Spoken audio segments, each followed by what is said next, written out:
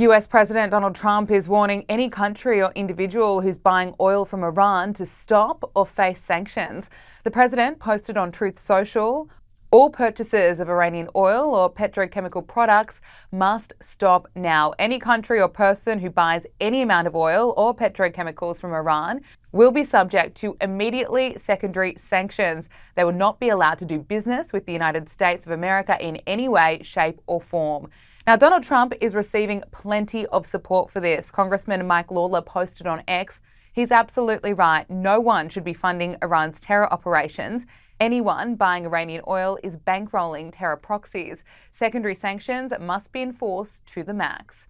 And commentator Daniel Turner posted, the question is not why is Trump punishing countries who buy Iranian oil, but rather why did Joe Biden allow our allies to buy Iranian oil? Donald Trump's warning comes after Secretary of Defense Pete Hegseth warned Iran that it would pay the consequence for providing lethal support to the Houthis.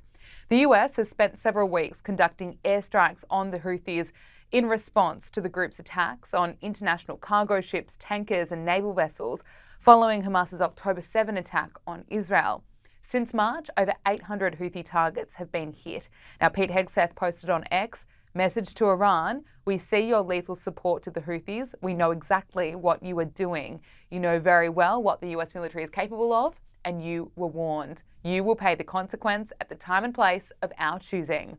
Talks between the US and Iran over Tehran's nuclear program were set for this weekend, but they have been scrapped, according to the government of Oman, which has been mediating deliberations between the two sides.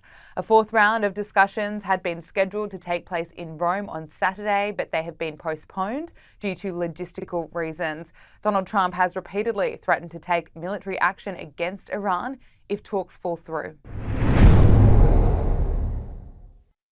Let's talk about Harvard. Harvard has quietly renamed its Office for Equity, Diversity, Inclusion and Belonging to the Office of Community and Campus Life. Now, the change was announced this week in an email to the campus community from the head of what had been the Office of Equity, Diversity, Inclusion and Belonging, and it comes just hours after going head-to-head with the Trump administration in court over more than $2 billion in frozen funding.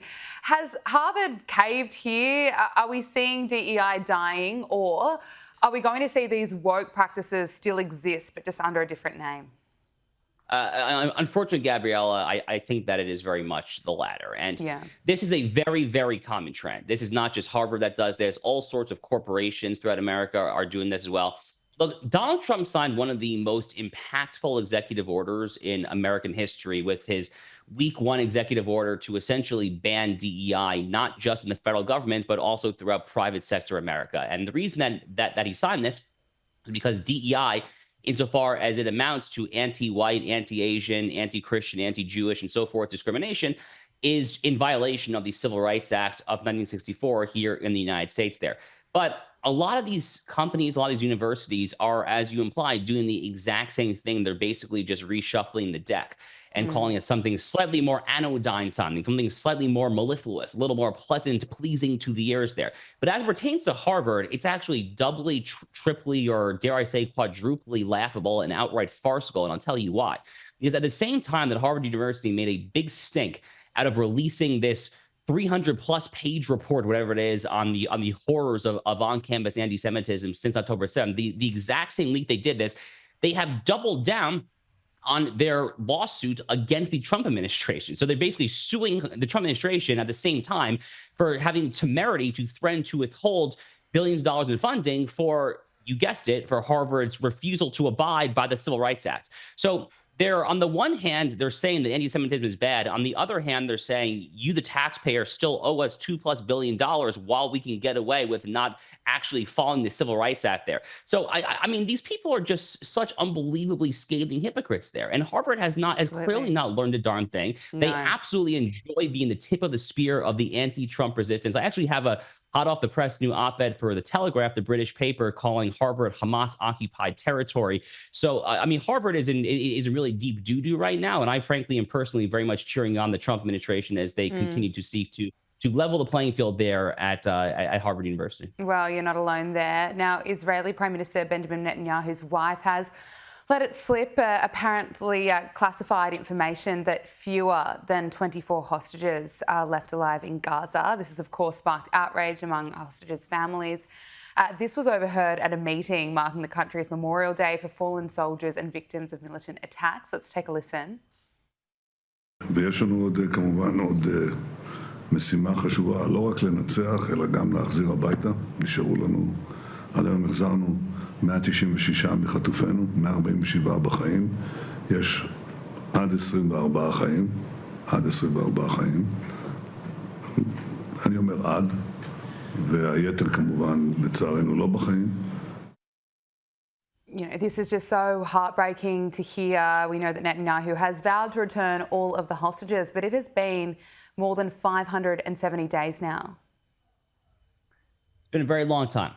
This is a tragic story, obviously. It's just an awful situation. I mean, everything about this story is awful. I mean, what happened on October 7th is absolutely appalling. The world's reaction to October 7th is appalling. The fact that there are still hostages still there rotting with Hamas is absolutely appalling there.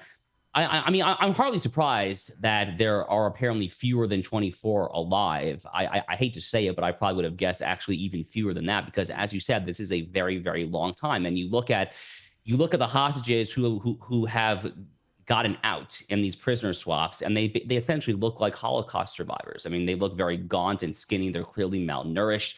Their skin is very pale because they've barely seen any sunlight, because they've been in these subterranean terror tunnels for the past year and a half, coming up, I guess, in a few months, almost on 2 years now at that point there.